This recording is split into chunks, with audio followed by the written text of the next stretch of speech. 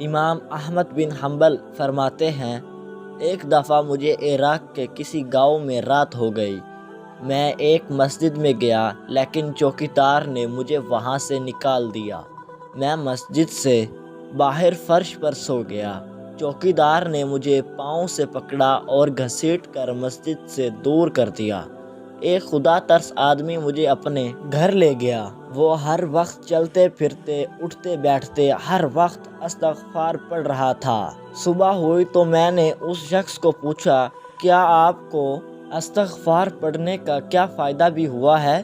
اس نے جواب دیا، جی ہاں، میری ہر دعا قبول ہوئی سوائے اس کے کہ میری ملاقات امام احمد بن حنبل سے ہو جائے۔ میں نے کہا، میں ہی احمد بن حنبل ہوں، اور تم دیکھو کہ مجھے کیسے گھسیٹ کر تمہارے پاس لایا گیا ہے۔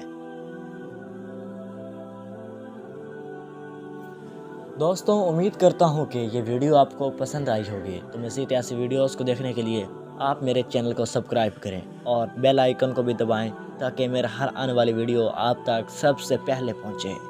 چلیں دوستوں، ملتے ہیں ہم کسی اگلی ویڈیو میں، تب تک کے لیے اللہ حافظ۔